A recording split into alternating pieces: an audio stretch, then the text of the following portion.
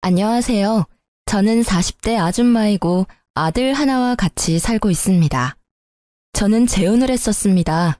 이번 사연에서 그 얘기를 좀 해볼까 해요. 잘 키운 아들 하나 건사하길 바라는 게 저의 유일한 삶의 목표인데 이번에 처음으로 위기를 좀 겪었어요. 이런 곳에 사연을 쓰게 될 줄 몰랐는데 처음 쓰는 사연이 좋지 못한 내용이라 씁쓸하네요. 그래도 제 이야기가 누군가에겐 공감으로 와닿지 않을까 싶어요. 좋은 말, 좋은 글이 없더라도 비슷한 고민만 보면 알게 모르게 위로가 되잖아요. 저도 다른 사연자분들 글을 보면서 위로 많이 받았거든요. 부디 제 글도 누군가에게 위안이 될 수 있었으면 좋겠네요. 제가 30대일 때 남편이 대장암으로 일찍 세상을 떠나 일찍 외롭게 살았어요. 그래도 제게 착한 아들이 하나 있었는데 그게 저의 유일한 버팀목이었습니다. 아들은 초등학생일 때부터 제가 혼자 키웠어요. 우리 아들만으로도 제 마음 안이 가득 차는 기분이었지만 그래도 한편으로는 우리 가족이 이렇게 단출해질 줄 알았으면 차라리 애를 2명 낳을 걸 그랬나 싶은 생각도 들더라고요. 저를 위해서라기보단 아들을 위해서 말이죠. 아들에게 저마저 없었다면 어쩔 뻔했나 그런 생각도 많이 들었어요. 제가 죽으면 이 세상에서 혼자가 될 아들에게 미안해서 마음이 아팠던 적 있었거든요. 형제가 있는 게 외동보다 덜 외로울 거잖아요. 하지만 제가 그 사실을 깨달을 수 있었던 건 남편이 세상을 떴기 때문이라서 대비를 하기엔 너무 아무것도 몰랐습니다. 고로 제가 다시 시간을 돌린다고 해도 저는 아들 하나만 낳고 돈 버는 데에 시간을 치중했을 것 같네요. 아무튼 그래서 저는 더 악착같이 살았습니다. 아들이 외롭지 않게 또 부족하지 않게 키우려고 많이 신경 썼어요. 아빠가 되어줄 순 없지만 아빠의 몫까지 해주려고 최대한 노력하며 살았습니다. 그 덕분인지 우리 아들은 정말 평범하고 착실하게 지내주었어요. 저는 아들이 미래에 대단한 사람이 되길 원하지도 않았고 대단하게 많은 돈을 버는 것도 딱히 원하지 않았어요. 그저 무탈하게 잘 커주고 건강하게 지내는 것만으로 성공하는 거라고 생각했죠. 그렇게 살다가 아들이 결혼까지 하고 저만의 가정을 잘 꾸리기만 한다면 그게 저의 최종 목표나 다름없었죠. 그래서 저는 더 미친 듯이 돈을 벌었어요. 돈벌이가 되는 일이면 체면 상관없이 뛰어들어서 적금을 넣었죠. 제가 가진 게 없으니까 우리 아들이 기 안 죽으려면 그 방법밖엔 없더라고요. 아들이 먼 훗날 결혼할 때 기 죽어서 장가 가면 안 되잖아요. 그거 하나만 바라보고 사니까 돈 버는 게 딱히 힘든 줄도 모르고 살 수 있었어요. 저한테는 돈 일절 안 쓰고 차곡차곡 모으는 게 일도 아니었죠. 가난한 제 형편에 그나마 다행이었던 건 아들이 큰 병을 앓은 적이 없다는 건데요. 아무래도 죽은 남편과 제가 아들을 지키려는 집념이 강했기에 하늘이 그 기도를 들어주신 게 아닌가 싶네요. 그런데 제게 뜻밖의 인연이 찾아왔는데요. 그때가 아들을 초등학교 고학년까지 키운 시기였습니다. 제가 당시 어느 동네 빵집에서 일을 했는데 거기 사장님이 저와 비슷한 또래였어요. 사장님이 제게 먼저 관심을 표현해줘서 저도 모르게 마음이 열렸고 그렇게 재혼을 하게 된 거예요. 남편도 재혼인 입장이었던지라 저희는 별다른 예식을 치르지 않았습니다. 그냥 혼인신고만 했죠. 처음엔 남편의 고백이 부담스러웠습니다. 남편도 재혼 입장이었다고 하지만 남편에겐 자식이 없었거든요. 그리고 남편은 번듯하게 운영하는 빵집이 있었으나 저는 무기계약으로 일하는 아르바이트생이라서 누가 봐도 남편이 손해보는 재혼이었습니다. 그런데도 제가 남편의 청혼에 응할 수밖에 없었던 이유는 남편이 저를 많이 사랑해줬던 것도 물론이지만 남편이 우리 아들을 자기 아들처럼 잘해줬기 때문이었어요. 제가 솔직히 친정도 없고 혼자 험한 세상과 부딪혀야 해서 많이 힘들었는데요. 그 순간마다 남편이 큰 도움이 되었습니다. 우리 아들도 아빠가 생겼다고 좋아하더라고요. 새 남편을 금세 아빠로 인정하며 잘 따르는 걸 보고서 재혼을 결심했던 거였죠. 근데 남편이 저의 모든 사정을 이해해줬다고 해서 시모까지 저의 존재를 그대로 받아들일 거란 확신이 없잖아요. 보통은 저처럼 사정이 열악한 며느리를 좋아하는 시모는 없을 겁니다. 그걸 알아서 시모와의 갈등을 단단히 마음먹고 인사를 드리러 갔었는데요. 처음 인사 갔을 때 솔직히 긴장 많이 했는데 의외로 시모 인상이 굉장히 선한 겁니다. 그래도 겉모습을 보고 사람을 판단하는 건 좀 많이 이르니까 끝까지 긴장을 풀지 않고 시모에게 최대한 예의를 갖추려고 했어요. 그런 저의 마음을 눈치챈 건지 시모가 의외로 정말 고마운 말을 해주더라고요. 나는 우리 아들이 2번 다시 장가 못 가고 혼자 쓸쓸히 살다 갈 줄 알았어. 나 죽기 전에 아들 잘 사는 거 못 보고 가나 했는데 정말 고마워. 그런 말씀 마세요. 저야말로 이이가 저랑 아들을 흔쾌히 받아줘서 고마운걸요. 앞으로 어머님께 누가 되지 않도록 잘할게요. 정말 감사합니다. 누가 되긴 무슨. 이렇게 우리 아들 걷어준 것만으로도 내가 근심 걱정이 싹 사라지는데. 그나저나 어머님 소리 듣기 참 좋다. 우리 앞으로 잘 지내보자. 우리 아들이 겉모습만 멀쩡하지 속은 순 맹탕이라서 허점이 많아. 그래도 2번 이혼하는 일은 없어야 하지 않겠어? 나한테 하소연하고 이해 좀 해줘. 제가 이 일을 미워할 리가 있나요? 맹탕이라는 건 사실 착하다는 뜻이기도 하잖아요. 저야말로 허점투성이라 이이가 힘들지는 않을지 모르겠어요. 같이 노력하면서 살아야겠죠. 실제 시모는 순진한 분위기를 많이 풍겼습니다. 말을 할 때도 목소리를 잘 못 높였고 모든 게 조심스러웠으며 저를 안쓰럽게 봐주었죠. 저는 그런 시모와 하루빨리 어색함을 풀기 위해서 우리 아들과 남편보다 시모의 편의를 더 봐주기도 했습니다. 그런데 하나 마음에 걸리는 게 있었다면 바로 결혼 자금이었어요. 저한테 목돈이라고 할 만한 돈은 우리 아들 장가 갈 때 주려고 몇 년째 모으고 있던 적금뿐이었습니다. 그런 사정을 남편이 알고 있거든요. 그래서 제가 그 부분에 고민을 나누려고 조심스레 말을 꺼냈더니 남편이 저보고 돈 낼 필요 없다고 하더라고요. 자기 명의로 된 집이 이미 있는데 뭐하러 돈을 쓰냐면서 그냥 자기 집에 들어와 살면 된다고 하더라고요.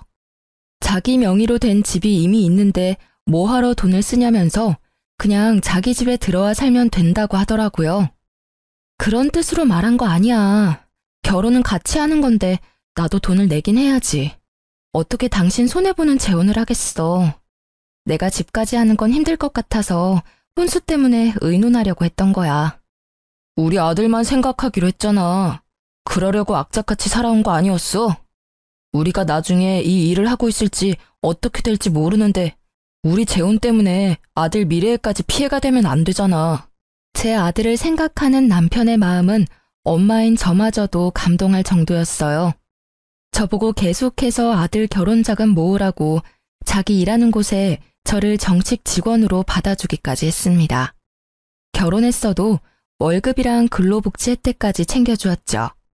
그런 고마운 남편의 마음 덕분에 저는 재혼하는 데에 돈을 거의 안 들이게 되었습니다. 그렇다고 받기만 할 순 없었어요. 저는 우리 아들한테 드는 돈만큼은 제가 책임지려고 했어요. 일부러 아들 학교에 필요한 돈이나 개인적인 용돈 등 그런 부분은 남편한테 말조차 안 했습니다. 하지만 남편이 그걸 미리 눈치채고서 저 몰래 아들한테 용돈을 주더라고요. 너무 미안해서 남편과 가게에 단 둘이 있는 시간을 이용해 남편에게 얘기를 한 적도 있었어요. 우리 아들 신경 써줘서 너무 고마운데 애 용돈 안 챙겨줘도 돼. 내가 이미 주고 있는데 뭐하러 2번 줘. 애 버릇 들면 어쩌려고. 버릇 들 만한 애가 아니던데 뭘. 그리고 이젠 내 자식이기도 해. 내가 내 자식한테 용돈 주고 싶다는데 왜 그래? 이러면 나 당신이랑 아들 사이에서 소외받는 것 같단 말이야. 전 남편을 여의고 아들 앞에서 늘 대담한 엄마인 척했지만 사실 저도 사람인지라 늘 무섭고 힘들고 의지할 곳이 필요했거든요. 지금 남편을 보면서 하늘이 저를 불쌍하게 여겨 천사를 보내줬다는 생각까지 했었어요. 재혼인데도 이런 남편을 얻었다는 것이 제게는 굉장한 축복이었습니다. 남편만이 제게 잘한 것도 아니었어요. 시모마저도 제게 많은 노력을 보여주셨어요. 시댁에 가면 시모가 제 손에 물 한 방울 안 묻히게 하려고 얼마나 노력해주는지 모릅니다. 정말 몸둘 바를 모를 정도였죠. 재혼을 하고 나니 제게도 기댈 수 있는 가족이 생겨서 그런가 어느 순간부터 마음이 꽉 찬 느낌을 받기도 했어요. 그리고 시모는 나이가 많은데도 불구하고 참 정정하셨는데요. 혼자서 경로당도 잘 놀러 가시고 시장도 잘 보고 하더라고요. 그런 시모가 멋있어 보이기도 했습니다. 아무튼 저는 우리한테 잘해주는 시모가 고마워서 시댁에 자주 찾아갔어요. 시모도 손주 생긴 걸 너무 좋아해줘서 제 아들을 자주 보고 싶다고 하더라고요. 그래서 친해질 겸 우리 아들이 학교를 마치면 저랑 남편이 퇴근할 때까지 시모와 같이 있게 했습니다. 그렇게 재혼 생활을 보낸 지 1년 정도 지났을 때였는데요. 저랑 남편의 결혼 기념일이 다가왔는데 시모랑도 같이 기념을 하고 싶더라고요. 저랑 남편과 아들이 잘 지낼 수 있었고 만날 수 있었던 건 시모의 도움도 컸기 때문이죠. 그래서 당일 시모한테 연락을 했거든요. 근데 전화를 안 받으시더라고요. 아들한테 연락을 해봤더니 시모가 화장실에 있다고 해서 굳이 2번 연락 안 하고 바로 시댁으로 향했어요. 제가 남편보다 일찍 마쳐서 장을 본 후에 혼자서 시댁을 찾아갔습니다. 그때 우리 아들이 이제 사춘기라 그런지 시모 보러 잘 안 가려고 했었거든요. 그날은 제가 따로 연락해서 시댁에 가 있으라 했기 때문에 아들 혼자 시댁에 먼저 가 있는 참이었어요. 아들이 좀 귀찮고 싫어하는 티를 냈으나 기념일이니까 어쩔 수 없이 저희 말을 따라준 거죠. 도착하고 저는 시댁의 비밀번호를 알고 있어서 알아서 누르고 들어갔습니다. 그랬더니 예상치 못하게 옷 하나 걸치지 않은 시모를 마주치고 말았어요. 시모도 놀랐겠지만 저도 너무 놀라서 순간 주저앉을 뻔했습니다. 어머 깜짝이야. 넌 왜 초인종도 안 누르고 들어오니? 죄송해요. 연락드렸는데 어머님이 안 받으시길래 바쁜 줄 알고 그냥 들어왔죠. 그런데 왜 속옷바람으로 계세요? 아, 그랬니? 나야 뭐 목욕하고 나오는 길이니까 그렇지. 시모가 처음에 저를 보자마자 굉장히 험악한 표정을 지었는데요. 한 번도 시모의 그런 모습을 본 적이 없어서 순간 잘못 본 줄 알았습니다. 제가 엄청 잘못한 기분이라 더 찔리기까지 했어요. 근데 제가 더 당황스러웠던 건 우리 아들이 거실에 떡하니 TV를 보고 있는 상황인데도 시모가 아무렇지 않게 자연인 상태로 돌아다니더라고요. 아무리 가족이라고 해도 이런 게 이해될 수 있는 상황인가요? 심지어 시모는 자기 차림새가 그 모양인 걸 부끄러워하지도 않는 것 같았습니다. 저라면 남이 있는 데서 그 상태로 밖에 나오지도 않았을 거예요. 근데 시모는 그대로 계속 서 있더라고요. 심지어 표정까지 온화해지면서 제 손에 들려있는 짐을 들어주려고 다가오는 겁니다. 어쩜 저렇게 천하태평할 수 있는지 모르겠어요. 외부인이 있으면 옷부터 입는 게 먼저 아닌가요? 저도 모르게 제 마음이 더 급해져서 시모한테 살짝 언성을 올리고 말았습니다. 어머님, 이건 제가 알아서 할 테니까 옷부터 입고 오세요. 애도 보고 있는데 뭐 하시는 거예요? 좀 있으면 남편도 올 거라고요. 제 아들 나이가 아직 어리긴 해도 이제 곧 중학교를 올라갈 날을 앞두고 있었어요. 한참 사춘기 들어갈 시기라서 시모의 이런 조심성 없는 부분이 좀 예민하게 느껴졌습니다. 아, 이거? 다 늙은 몸뚱어리인데 뭐 이상할 게 있다고. 조그만 애들은 이상한 거 하나도 몰라. 네 남편도 이렇게 키웠는데 뭘. 옛날에는 이런 게 다 당연했어. 요즘 엄마들이 예민한 거야. 정말로 제가 예민한 건가요? 시모는 뭐가 잘못된 건지 몰라서 능청스럽게만 행동했는데요. 그래도 제가 계속 옷 입을 걸 권유했더니 겨우 방으로 들어가더라고요. 기분이 정말 나빴습니다. 자기 아들 그렇게 키웠다고 제 아들까지 몹쓸 걸 보여줄 필요는 없잖아요.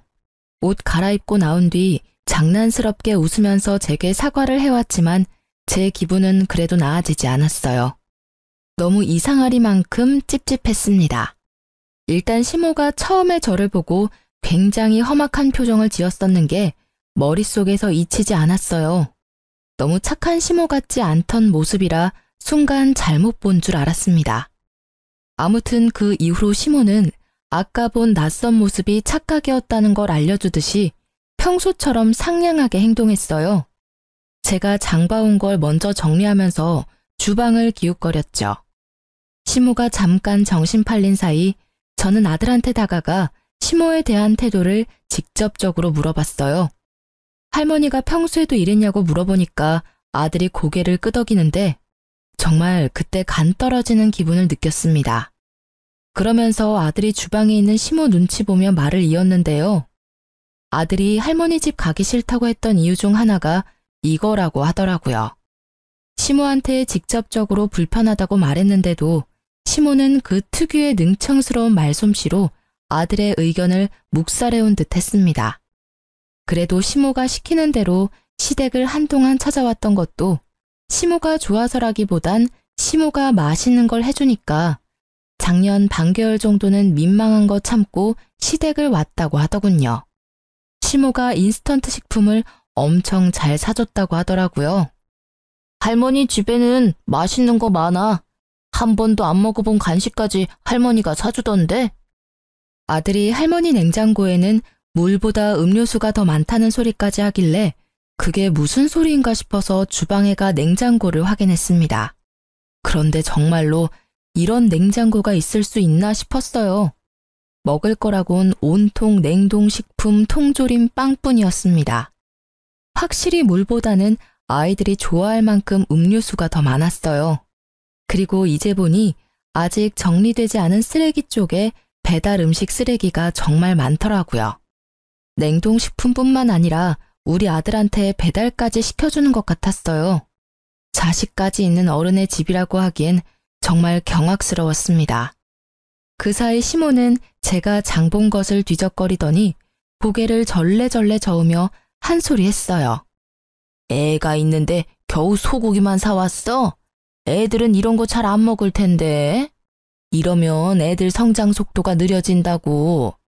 애들이 밥 숟가락을 안 드는데 어디 키가 크겠어? 대체 저게 무슨 말인지 시모는 애초에 제 대답을 들을 생각으로 묻는 게 아니었습니다. 이미 자기만의 답을 정해놓고 아들한테 직접 물어봤어요. 시모가 우리 아들한테 피자 먹겠냐고 권유를 했는데 그 뉘앙스가 한두 번이 아니라는 게 느껴지더라고요. 그때 아들은 고민하다가 제 눈치를 보더니 고개를 절레절레 저었습니다. 그러니까 시모가 그 사실을 눈치채고 저한테 잔소리를 하는 거예요. 애들은 먹고 싶은 거 먹으면서 커야 돼. 나중에 어른 돼서는 이런저런 이유 때문에 더 못 먹어. 당연히 가끔씩 먹죠. 근데 아무래도 기름지고 몸에 안 좋으니까 너무 자주 먹는 건 좀 그렇잖아요. 말 들어보니까 엊그제도 피자 먹었다고 하던데요. 너 생각보다 팍팍한 타입이구나. 애가 스트레스 받겠네. 너무 그렇게 간섭하고 살면 나중에 애한테 원성 들어.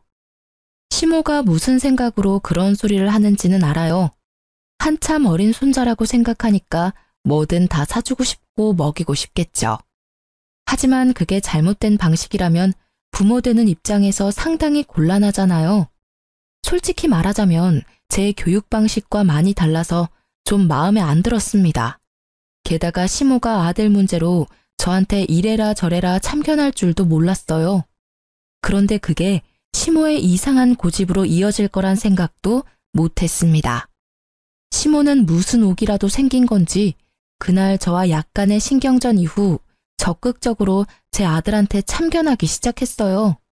마치 저한테서 자기 손주를 해방시켜 주려는 듯 행동을 취했습니다. 제가 자리만 비우면 시모가 아들한테 제 험담 비슷한 걸 했어요.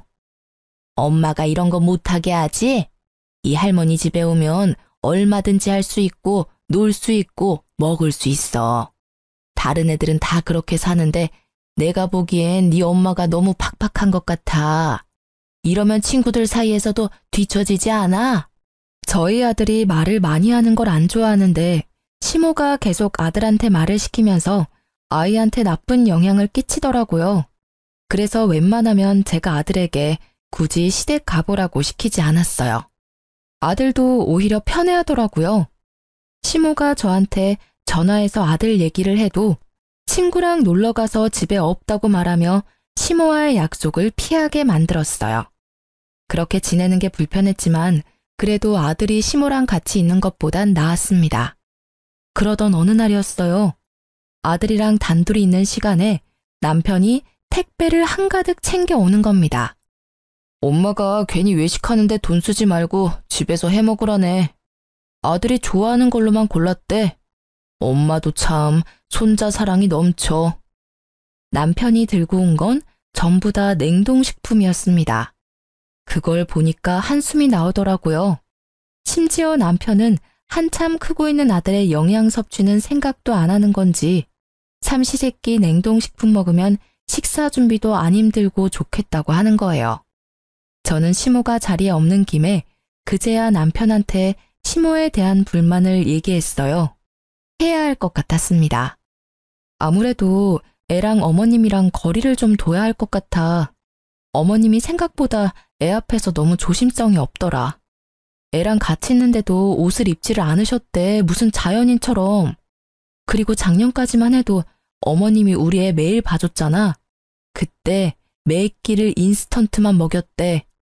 그게 왜? 엄마는 그냥 손주가 이뻐서 표현하는 건데. 원래 할머니들이 그런 거야. 다른 집은 매질하는 할머니도 있다는데 맛있는 거 사주는 할머니면 완전 100점짜리 아니야? 그 마음은 알지. 근데 방식이 잘못됐잖아. 우리 아들 이제 사춘기라서 어머님처럼 조심성 없는 태도로 대하면 점점 예민해질 거라고. 걱정하지 마. 아무 문제 없어. 나도 그렇게 자랐는데 당신 나랑 결혼할 때만 해도 전혀 몰랐잖아. 예민한 건 당신이 더 예민한 것 같은데 요즘 왜 그래? 그래도 남편은 이해를 해줄 거라 믿었는데 제 말을 전혀 못 알아듣는 듯 했습니다. 남편은 말이 안 통하고 시모는 계속 애한테 안 좋은 영향만 주니 결국 저 혼자서 조치를 취해야 했어요. 할 수 없이 저는 아들이 시댁에 절대 가지 못하도록 학원 보내는 걸로 방법을 취했습니다. 정말 다행히도 아들 학원 덕분에 시모랑 아들 만나는 횟수가 대폭 줄어들었어요. 그러자 시모가 불만이 쌓였는지 다른 수를 쓰기 시작했는데요. 이젠 직접 우리 집을 찾아오기 시작한 겁니다. 집에 너무 자주 찾아오는 것 같더니 손주 얼굴 한번 보고 간다는 핑계로 집에 눌어붙어 있는 시간이 늘어갔어요. 그렇게 오래 죽치고 앉아 있다 보면 당연히 귀가 시간이 늦어지잖아요. 그럼 자고 가기도 하셨는데 이젠 그 횟수가 많아지더라고요. 그러면서 어느 날엔 제가 불평이라도 할까봐 미리 선수치기도 했습니다. 우리 아들 집인데 내가 좀 들락거린다고 신경 쓰이는 건 아니지? 내가 원래 우리 아들 집에 자주 왔다 갔다 했었거든. 너네 신혼 1년 즐기라고 그동안 참아줬으니까 이제는 같은 가족끼리 안 그래도 되잖아.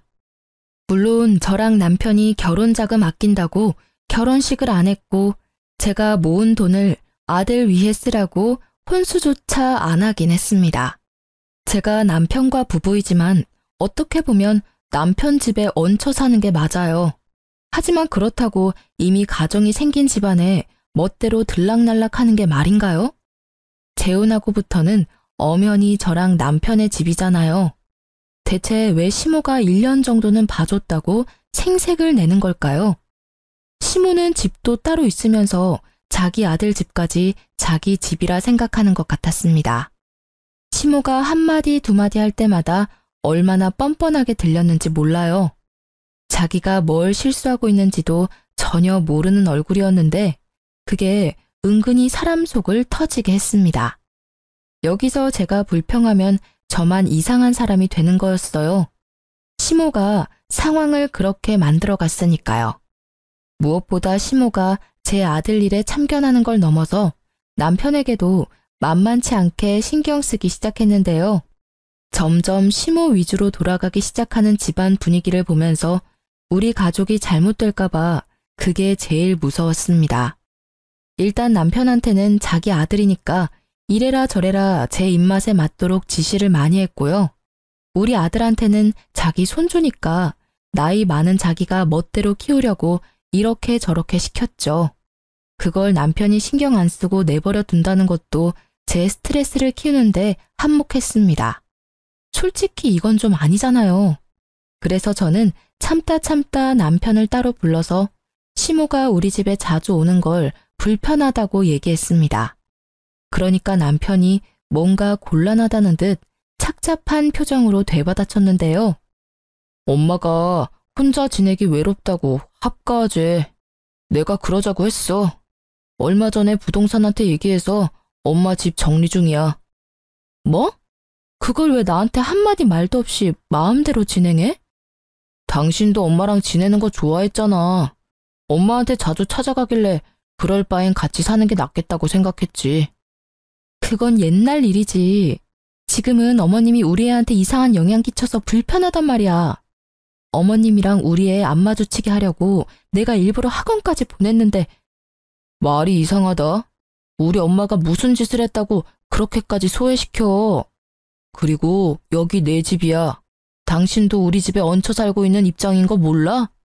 내가 내 집 마음대로 사용하겠다는데 왜 불만을 가져? 이게 무슨 청청병력 같은 소리일까요? 시모가 합가 제안을 한 것만으로 충격인데 저에게 선택권도 없이 남편 마음대로 시모와의 합가를 준비하고 있었다는 것은 그야말로 배신이나 다름없다고 느꼈습니다. 이것도 제가 예민한 걸까요? 남편은 어차피 우리 둘 다 일하러 나가는데 아들이 혼자 집에 있으면 저녁 챙겨줄 사람 없으니까 시모가 있는 게 좋지 않냐고 하더라고요. 남편이 우리 아들을 생각하는 방향과 제가 우리 아들을 생각하는 방향이 점점 크게 달라지는 것 같아서 곤란했어요. 당신이야말로 말 서운하게 하네. 나랑 우리 아들이 얹혀 산다고 생각했던 거야?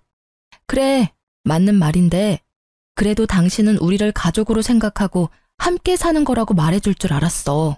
뭐 어찌됐든 우리 애도 이제 중학생인데 누가 간섭하는 거 스트레스 되거든? 어머님이랑 절대 못 붙여놔. 당신이 말 못하겠으면 내가 어머님한테 가서 말씀드릴게. 남편과 싸우는 한이 있더라도 절대 합가는 막아야 했어요. 그래서 시모를 정말로 찾아갈 생각이었는데요.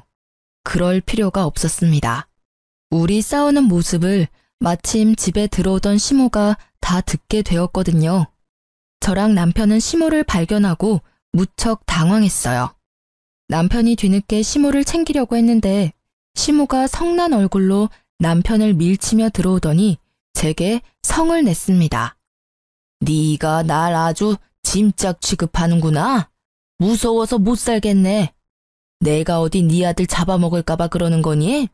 그동안 속으로 나를 끔찍하게 욕했겠네. 늑다리 할망구가 어줍잖게 가족이라고 설쳐대서 보기 싫었겠다. 그래, 네 소원대로 내가 꺼져줄게. 시모는 그대로 삐쳐서 집을 나가버렸습니다. 남편이 이 모든 게 저 때문이라고 생각이 들었는지 화가 나서 저를 째려보다가 시모를 쫓아나갔어요. 그리고 그날 남편은 시모를 달랜다고 시댁에서 잠을 잤죠. 결국 합가 얘기는 더 꺼내지 못했습니다. 그러는 동안 시댁 정리는 멈추지 않고 계속 진행이 되었어요. 합가를 앞두고 마음이 너무 심란했습니다. 결국 같이 사는 방법밖엔 없는 것 같은데 이게 혹시 저만 스트레스인 건가 싶어서 아들의 의견이라도 묻고 싶었어요. 그날 밤 아들이 잠자리에 들기 전 아들 방에 찾아가 대화를 좀 나눴습니다. 그러다 아들 입을 통해서 알게 된 당황스러운 사실이 있었어요. 이건 제가 전혀 예상하지 못했던 일들이었습니다. 아들이 제게 말을 할까 말까 망설이다가 겨우 해준 얘기였거든요. 사실 할머니가 엄마 모은 돈을 자꾸 탐내는 것 같아. 나 할머니 싫어. 할머니가 계속 엄마 몰래 엄마 적금 통장 비밀번호도 알아오라고 해. 뭐라고? 그게 무슨 소리야?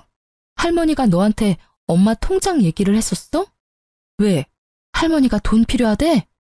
아니, 나 결혼할 때 되면 어차피 아빠 명의로 된 재산이랑 집 내가 다 받을 텐데 엄마가 모으고 있는 결혼 자금으로 미리 보답해야 되는 거 아니냐고 하던데 아빠 재산 그냥 꿀꺽할 생각이냐면서.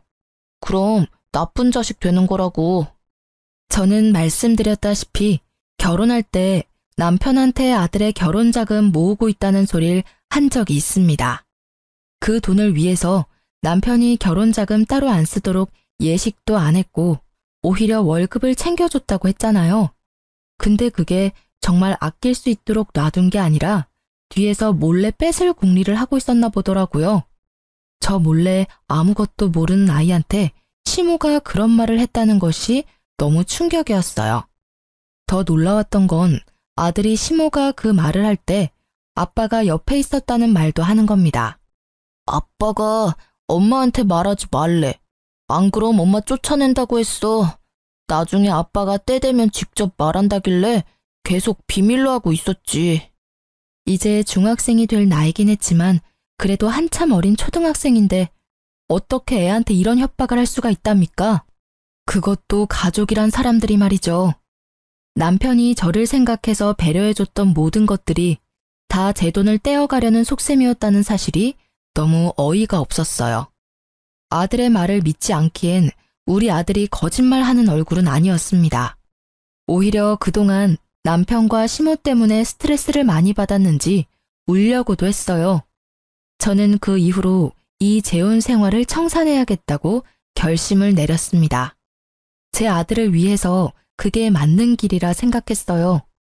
아들이 할머니랑 아빠가 무섭다고 하는데 어떻게 좋은 가족이 될 수 있겠습니까? 이혼을 마음먹은 저는 그날부터 변호사 사무실을 몰래 알아봤어요. 왠지 합의 이혼은 남편이 안 받아줄 것 같아서 무조건 소송하려고 남편의 꼬투리를 잡을 궁리도 계속했죠. 그래서 제가 선택한 방법이 시모의 합가를 받아주는 거였습니다. 어차피 시모가 집을 팔아넘긴 거라 합가를 할 수밖에 없는 상황이었지만 그걸로 남편한테 더 이상 트집을 잡진 않았어요. 합가를 시작하고 나서 시모는 제게 여전히 삐졌는지 말을 잘 안 걸었습니다. 그럼에도 우리 아들과는 잘만 지냈는데요. 그마저도 제가 모든 걸 다 알고 가까이 지켜보니까 시모랑 남편이 추상쩍게 행동하는 게 다 보이더라고요. 우리 아들 자꾸 몰래 불러내거나 대화하려고 하는 것들까지도 들었습니다. 시모가 알아서 수상하게 움직여주니까 저로서는 좋았어요. 긴 시간을 안 들여도 되었거든요. 저는 최대한 시모랑 남편의 모든 걸 뒤졌습니다. 시모가 없는 사이 시모의 휴대폰까지 뒤졌어요. 우리 아들한테 전화한 내역이 많더라고요. 통화 내역 말고 문자는 철저하게 지운 듯 했습니다. 뭔가 캥기는 게 있었겠죠. 시모랑 아들이 통화를 많이 한 것 보면 아들 폰에도 시모의 기록이 남아있을 것 같더라고요. 그래서 저는 아들 휴대폰에 들어있는 통화 녹음 내용을 확인했어요. 하나씩 들어보니까 제 통장 비밀번호에 관한 대화가 아주 많더라고요. 게다가 남편까지 아들한테 할머니가 시키는 거 했냐고 일일이 확인하고 있었습니다. 그 두 사람은 아들이 제게 말해준 사실보다 훨씬 집요하게 집착하고 있었어요. 저는 어른인데도 그 두 사람 목소리가 무섭게 다가왔는데 우리 아들은 혼자서 얼마나 괴로웠을까. 그걸 생각하니 가슴이 미어지더라고요. 무조건 반성하게 만들어주고 싶었어요. 그래서 저는 그 파일 저한테 다 옮겼습니다. 이참에 남편 휴대폰까지 몰래 뒤져보게 되었는데요. 역시나 아들과 연락한 내용들이 있었어요. 하지만 저는 거기서 아들에 관한 정보 이상으로 뜻밖의 사실을 발견하게 되었습니다. 남편이 불륜을 저지르고 있단 걸 알았어요. 채팅방에 불륜의 증거가 가득하더라고요. 자기보다 20살이나 어린 여자들에게 마치 솔로인 척 30대인 척 하면서 사기치고 연락을 주고받는 내용을 확인했습니다. 심지어 모르는 남의 사진까지 사칭해서 자기 얼굴인 척 사진을 주고받았더군요. 차마 눈 뜨고 보지 못할 사진들을 훑어보면서 화가 치밀어 올랐어요. 고작 이 정도밖에 안 되는 남자한테 푹 빠진 제가 한심하게 느껴졌습니다. 일단 저는 그걸 다 사진으로 찍었어요. 남편이 발뺌 못하도록 채팅방 내용까지 찍었죠. 정말 많은 정황들 때문에 다행히 소송이 가능해졌어요. 그제야 저는 아들과 따로 살 작은 원룸까지 찾기 시작했고 이삿짐을 하나하나 정리하기 시작했습니다. 그리 큰 짐은 안 챙겼고요. 중요한 물건이랑 아들 것만 따로 챙겼어요. 아들한테만 우리의 사정을 설명해 준 뒤에 남편이랑 시모 몰래 야반 도주를 하게 되었습니다. 식탁에 이혼 소송장과 메모지만 놓고 나왔어요. 그 사람들이랑 얼굴 보고 인사하고 싶지 않았거든요. 혹시 제가 실수하는 것일까봐 아들한테 한 번 더 물어봤습니다. 다시 이혼을 해도 되겠냐고 미안하다고 하면서 물었더니 아들이 오랜만에 제게 진심 어린 미소를 보여주더라고요. 그냥 괜찮다는 말만 하는데도 아들 표정은 그 이상으로 밝았어요. 아들에게 정말 미안했지만 그래도 아들이 좋아해주니 안심은 되더군요. 전보다 못한 집이었어도 아들이랑 둘만 있으니까 마음이 그렇게 편할 수가 없었어요. 진작에 이렇게 둘이서 살았어야 하는 건데 저의 괜한 욕심 때문에 아들까지 몹쓸 경험을 하게 만든 것 같아서 후회가 되었네요. 아무튼 그 다음날 난리가 날 걸 당연히 예상했습니다. 아침부터 시모랑 남편한테 불나게 전화가 오더라고요. 아들 학교를 알고 있는 그들로부터 완전 숨을 수는 없었기 때문에 전화는 받았어요. 당신 정신 나간 거야? 설마 집 나갔어? 한마디 말도 없이 이게 무슨 무례야. 이혼이라니 뭔 개소리냐고. 결혼이 애들 장난도 아니고 뭐 때문에 이러는지 말을 해야지. 무례가 뭔지 모르는 거야? 너랑 네 엄마가 우리 아들한테 무슨 협박을 했는지 내가 다 알고 있는데 발뺌하겠다고? 너만큼은 안 그럴 줄 알았는데 네가 제일 쓰레기야. 무슨 말도 안 되는 소리를 하고 있어. 네가 괜히 우리 엄마랑 합가하기 싫어서 조작한 거 아니야? 우리가 뭐하러 네 돈을 탐내? 사업장까지 갖고 있는 내가 뭐가 아쉬워서? 그래, 조작인지 아닌지 궁금하면 법정 참석해서 직접 듣고 확인해 보던가. 참, 총각인 척하는 것도 잘 봤어. 아마 네 애인한테도 소장이 갔을 거야. 기본적으로 소장이 갔다는 건 네가 잘못한 게 증명되었다는 소리겠지? 그 소리를 하자 순간적으로 남편이 아무 대답도 못했습니다. 무슨 표정을 하고 있을지 예측이 되어 벌써부터 고소하더군요. 그리고 남편이 당황하니까 제가 더 용기가 생기더라고요. 저를 만만하게 본 남편이 좀 더 시겁했으면 해서 그 순간을 놓치지 않고 말을 이었습니다. 나중에라도 우리 앞에 알짱거리면 네 유일한 밥줄까지 끊어버릴 거야. 소문이란 게 참 무섭잖아? 게다가 거기 동네는 어르신들 많아서 매출 끊기는 걸로 끝나지 않을걸? 돌이나 안 맞으면 다행이지. 저는 마지막까지 우리 아들 건들지 말고 나타나지 말라고 경고하고 끊었습니다. 그랬더니 남편이 겁을 먹었는지 더 이상 전화가 안 왔어요. 그런데 시모가 보통 성격이 아니더라고요. 상황 파악이 안 되는 건지 자기 아들 밥줄 끊기게 하고 싶어서 발악을 하는 겁니다. 시모가 저한테 직접 연락한 게 아니라 우리 아들 학교로 찾아간 거예요. 아들이 연락 와서 할머니가 붙잡고 안 놔준다고 하는데 그 소리 듣자마자 심장이 철렁 내려앉았어요. 혹시 우리 아들을 납치라도 해갈까봐 저는 일자리를 구하다 말고 바로 아들 학교로 뛰어갔습니다. 시모가 우리 아들을 붙잡고 잡아 끄는 걸 발견했어요. 그곳으로 바로 쫓아가서 당장 시모를 밀쳤습니다. 그러자 시모가 저를 보고는 마침 잘 됐다면서 바로 저한테 달려들더라고요. 제 머리채를 잡고는 주변 사람들 다 끌어모을 작정으로 소리를 질렀습니다. 감히 우리 아들을 2번이나 이혼남으로 만들어? 네가 내 아들 불륜이라고 협박했다면서? 그걸 알고 가만히 있을 엄마가 어디 있겠니? 나도 네 아들 왕따 당하게 학교에 소문 다 낼 거야. 얘가 바람나서 도망간 년의 아들이라고. 도가 넘는 발언을 하는 시모에 저는 더 이상 듣고만 있을 수 없어서 사람들이 보든 말든 시모의 머리채를 같이 잡았습니다. 시모가 엄살이 심해서 바로 저한테서 손을 떼더라고요. 그 틈을 놓치지 않고 저는 바로 시모의 귀싸대기까지 갈겨줬어요. 내가 그쪽 아들한테 분명 우리 앞에 나타나지 말라고 경고했을 텐데 전달 못 받았나 봐요. 그렇다면 다시 똑똑히 말해줘야겠다. 이제부터 그쪽은 아들 앞길 막는 엄마가 되는 거예요. 엄마 때문에 아들 인생 제대로 쪽나면 아들이 어떻게 나올까 궁금하네요. 이 싹수 없는 것이 감히 어른한테 손찌검을 해? 돈도 없는 거지 주제에 네가 해봤자 뭘 할 수 있다고 난리야. 나라고 가만히 있을 것 같아? 너 사람 잘못 건드렸어. 네, 그럼 어디 해보세요. 어느 누가 더 망가질지 해보면 알겠네요. 저 지금부터 그쪽 아들 인생 제대로 박살내줄 건데 이건 다 그쪽 탓인 거예요?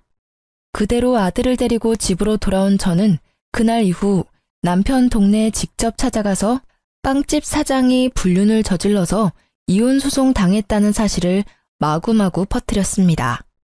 어르신들에게 손수 증거 사진까지 보여주면서 입소문 퍼뜨렸어요. 역시나 말하기 좋아하는 어르신들 덕분에 여기저기 입소문이 터졌습니다. 어르신들은 남편 빵집에 굳이 찾아가서 침을 뱉고 쌍욕하고 손가락질을 했어요. 남편 빵집에서 샀던 빵을 더럽다고 도로 돌려주는 어르신들도 있었습니다. 사실을 모르던 남편은 속수무책 당할 수밖에 없었어요. 빵집 이미지가 제대로 망가져서 남편 가게 매출은 뚝뚝 떨어졌고 남편이 그냥 거리만 지나가도 쓰레기를 쳐맞는 수준이 되었습니다. 남편은 이렇게 일을 만든 것이 저뿐이라고 생각했는지 저한테 전화가 왔더라고요. 이혼해 주겠다잖아. 이건 약속이랑 다르지. 당신 때문에 동네에서 고개를 못 들고 다닌다고. 어떻게 한 입으로 두 말을 할 수가 있어? 내가 너한테 뭔 짓을 했다고. 넌 아무 짓 안 했지. 네 엄마한테 물어봐. 네 엄마가 갈 때까지 가보자는 식으로 나오길래 나도 갈 때까지 가주겠다고 약속했을 뿐이야. 우리 아들 학교 찾아와서 매달리는 건 진짜 아니잖아. 원망하고 싶으면 네 엄마를 탓해야 될 거야. 아마 남편이 시모한테 가서 엄청나게 따졌을 겁니다. 그럼 시모가 제 탓으로 화살을 돌리면서 변명을 하겠죠. 결국엔 두 사이의 갈등이 산불처럼 불어나서 멀어질 거예요. 제가 진정으로 원하는 결말이네요. 아쉽게도 결말을 두 눈으로 확인하진 못했어요. 두 사람이 급하게 이사를 가는 바람에 그 뒤로는 어찌 사는지 모르거든요. 아마 둘 다 나이가 많아서 새 출발하기는 좀 많이 어려울 겁니다. 그들과 반대로 저는 재산 분할 소송까지 해서 남편 명의로 된 집값까지 조금 얻을 수 있었어요. 작은 원룸에 단기 계약으로 들어가 있었는데 그 기간이 끝나면 전세로 집 하나 구할 수 있을 것 같아요. 현재 아직 단기 계약 원룸에서 지내고 있습니다. 다음 달이면 계약 만기인데 아들 방 하나, 제 방 하나 있는 곳으로 미리 찾아놨어요. 지금 우리 아들이 중학교 입학을 앞두고 있거든요. 집을 그 주변으로 찾아놨는데 우리 계약이 만기될 때까지 자리가 있었으면 좋겠네요. 글을 쓰면서 재혼을 해버린 제 자신을 다시 한번 반성하게 되었습니다. 정말 좋은 시간이었어요. 누군가에게 위로의 말을 듣는 것보다 이렇게 글 쓰는 것만으로도 마음의 정리가 될 줄은 몰랐네요. 앞으로도 정리하고 싶은 일들이 생기면 종종 들려야겠어요. 여러분들도 사연에 한번 도전해보세요. 생각지도 못한 위안을 받게 될 겁니다. 답이 보일 수도 있는 거고요. 그럼 이제 글을 마무리해야겠네요. 들어주신 여러분들 좋은 밤 되시고 시간 내주셔서 고맙습니다.